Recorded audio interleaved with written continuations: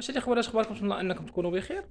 أكيد أنكم شفتوا بأن المحامين دايرين إضراب، وأي واحد كيقول لك أودي شنو هو السبب اللي خلى المحامين يديروا إضراب. أنا شفت تعليقات أن الناس كيقول لك أودي هاد المحامين اللي دايرين إضراب شنو هما المشاكل اللي كيعانيو فيهم.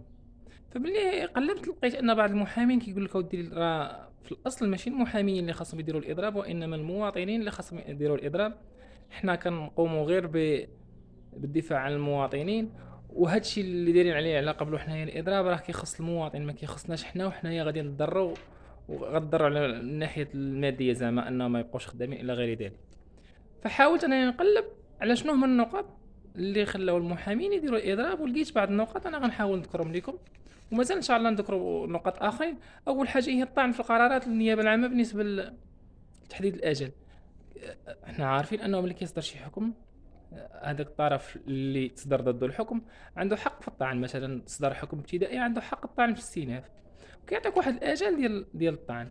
هنا سيدي قال لك ان النيابه العامه ما عندهاش اجل ديال الطعن. يعني تقدر تدوز مثلا على هذاك الحكم واحد 5 سنين ولا 6 سنين، والنيابه العامه تعاود الطعن، وتقدر تعاود تقلب القضيه.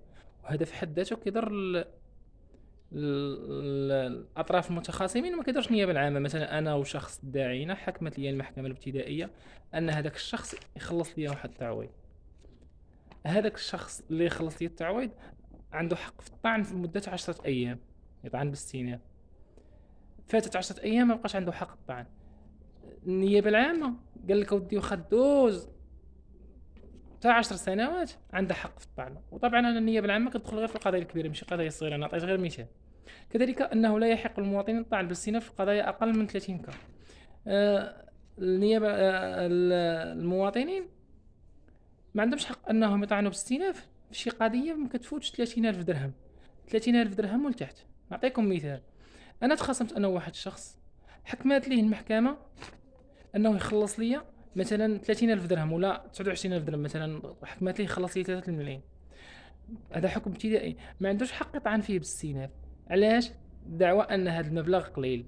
ما يمكنش لينا حنايا نطعنوا بالاستئناف في دعوى كتقل على 30,000 درهم، يعني راه غير 3 ملايين او اقل. ونفس الشيء حتى في الطعن بالنقد. هذاك الشخص حكمت لي المحكمة انه غيعطيني 8 ملايين ولا اقل من 8 ملايين. ما عندوش حق يمشي للنقد. مثلا حكمت بعد محكمة الاستئناف ما عندوش حق يمشي للنقد. علاش؟ بدعوى ان هذا المبلغ قليل. باش انك تمشي للنقد خاصة تكون المبلغ كيتجاوز، او ديك الدعوة كتجاوز 80,000 درهم. وهذا غيكون كغير تكافؤ الفرص. ما يمكنش انه واحد الاشخاص متخاصمين عندهم مبلغ كبير غاديين يمشيو للاستئناف وغيمشيو للنقد، وناس بسطاء ما غاديش يمشيو للاستئناف وما غاديش يمشيو للنقد. يعني غيكون ظلم وحيف ضد الطبقة المتوسطة.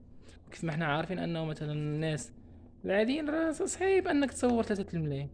فكتجي المحكمة كتقول لك لا ما عندكش حق طعن بالاستئناف. نقطة أخرى، دعوة المخاصمة ضد أي قاضي. درتي واحد الدعوه ديال المخاصمه ضد اي قاضي وتحكمت ضدك ولا ما ترفض لك الملف ولا شي حاجه بحال هاد الشكل، غادي تخلص 5 الملايين، 50,000 درهم. نفس الشيء حتى في التجريح ضد قاضي او خبير. المهم التجريح راه حنا قريناه في المسطره. هي انك ملي كتجرح ضد شي قاضي، مثلا كتقول ان هذا القاضي راه ظلمني في الحكم، ولا خبير لا راه هاد الخبره ما قامش بها على اكمل وجه ولا شي حاجه، هي غادي تخلص فيها غرامه. وهادشي كامل كيضر المواطن اكثر ما كيضر المحامي. ونعاود نقول لك هادشي على حسب